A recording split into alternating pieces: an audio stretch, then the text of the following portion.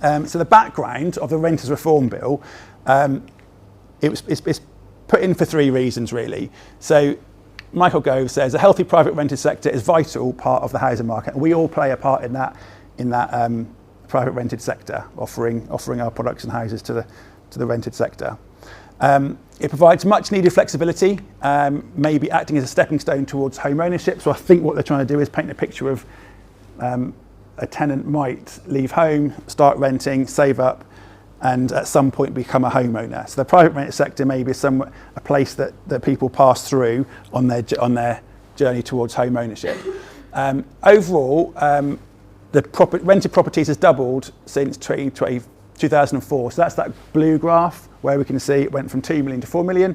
So it's a bigger market than it was in 2004.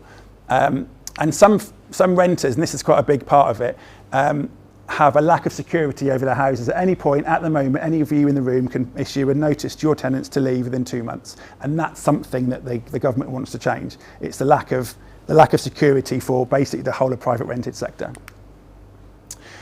There's a view or a statistic that says 25% of the properties are below what is called decent standards. That includes social housing and the private rented sector. So I don't have a split of what that is, but that's anything that's rented basically. So social housing and private rented sector. So there's a view that the stock isn't good enough is the thought process there.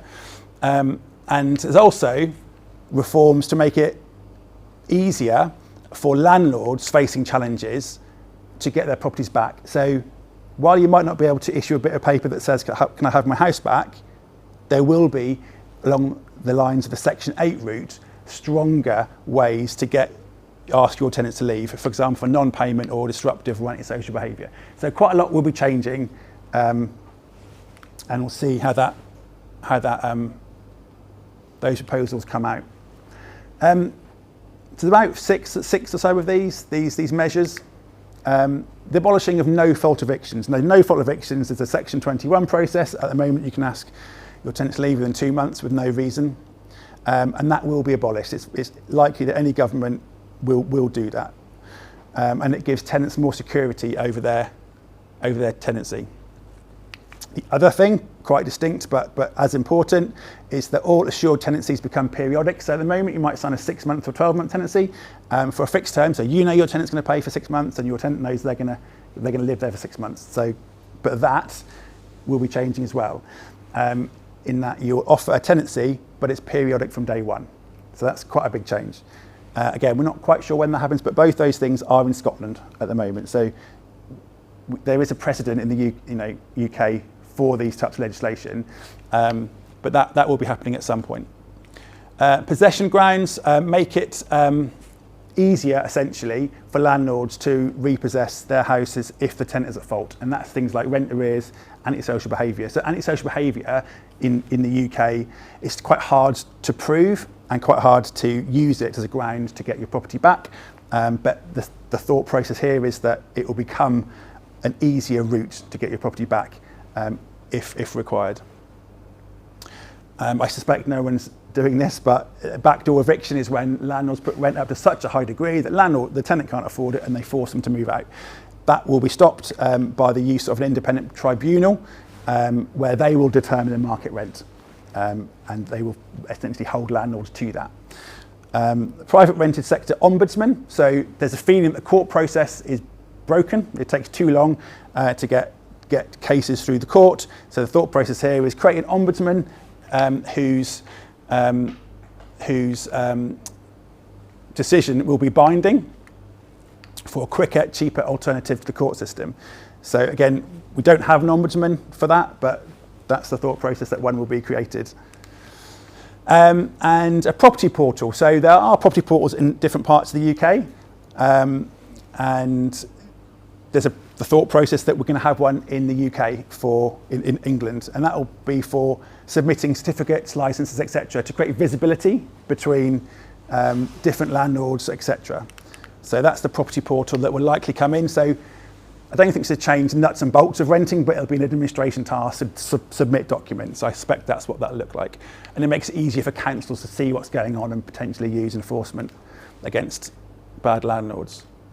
Pets, tenants have the right to request a pet, and a landlord can't reasonably refuse. We don't know what reasonably refuse might look like.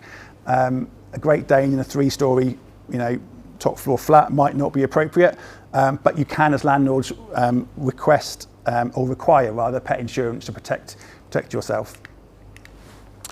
Further improvements, I don't know how and when this might happen, but digitising the court process sounds like a massive task to me. Who knows? And additional reform. So this is quite an important bit. So the Decent Home Standard is a standard that is enforced on the social housing sector and how they measure the quality of their housing stock. And that standard is likely to be imposed on the private rented sector as well. In practice, I don't think it's going to change a great deal because we already have the obligation to provide decent homes, just it's not called that standard. It's called Housing Health and Safety Rating System, for example. So we're already bound by this sort of stuff. It's just probably a different name, but that will be coming, I expect. And bans on renting to tenants with benefits. And strengthening the council's enforcement powers as well. So, in summary, being a landlord now is probably different than it was 20 years ago, and there are some challenges and some opportunities. So, amongst the challenges, if you have a mortgage, you'll probably notice that you're paying a bit more in tax. Understanding regulations is something that it's our job to kind of put out there. Interest rates have gone up. Having said that, inflation has done two things. It's increased rents and it's increased property prices, so double-edged sword. But also, paying for our electricity and paying for our groceries, that's something that as landlords obviously we're impacted by. Lack of housing stock. Tenant selection is really important now that there's a lot of demand. Getting the right tenants particularly important. Tenancy management, property management has always been there as a challenge, I would say. Making tax digital, that's been pushed back as landlords earning over £10,000 of rent, which might be one property.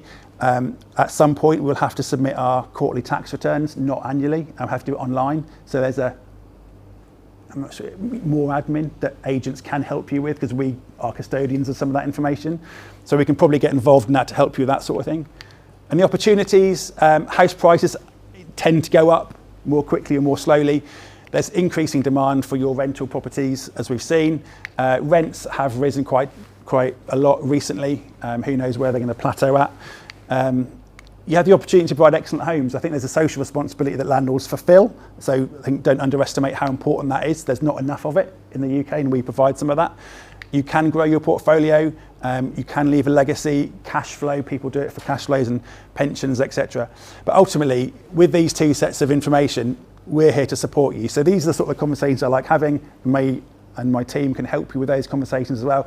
So I'd just encourage you to reach out to any of us at any point. We're happy to meet for coffee, do all the chat and get to know you stuff, as opposed to doing things like this. So invite us for coffee, and we'd like to come and speak to you on a one-to-one basis about any of these thought processes that you might be having.